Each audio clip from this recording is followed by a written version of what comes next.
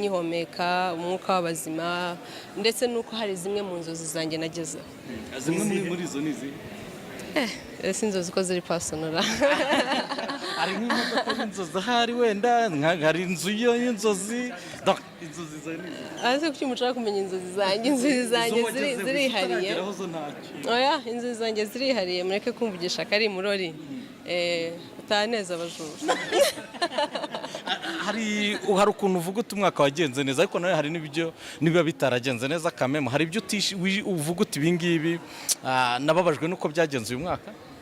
Vraiment ibyagenze neza nibyo byinshi, kandi mu buzima burya it's full of ups and downs. Life is full of ups and downs. Ntabwo iteka wahora ufocusinga ku bintu bitagenze neza, kandi hari ibintu byinshi byonyine kuba ngifite umwuka w'abazima, kuba umuryango wanjye ukiri muzima, kuba ababyeyi banjye, umubyeyi wanjye agihumeka umwuka w'abazima, famiye yanjye igihumeka umwuka w'abazima, byonyine birahagije kugira ngo mbe grateful.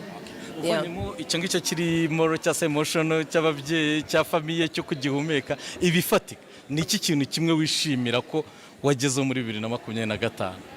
Ibifatika birahari. birahari ariko buriya ntabwo ari byiza kuvuga ibintu byose. Reka nabamenyereje kubaha inkuru, ariko uyu munsi reka nyibimbe, reka nibikire akabanga. Ubutumwa rero kubakurikira Jolly, abamukunda muri iki gihe turi gusoza umwaka tunatangira undi by the way. Cyambere ndifuriza abanyarwanda bose umwaka mushya muhire na Noheli nziza. Bazagere uzabibera umwaka mushya w'ibyishimo, inzozi zabo. Let it be a year of joy, a year of health, a year of wealth, a year of prosperity in their lives. Yeah.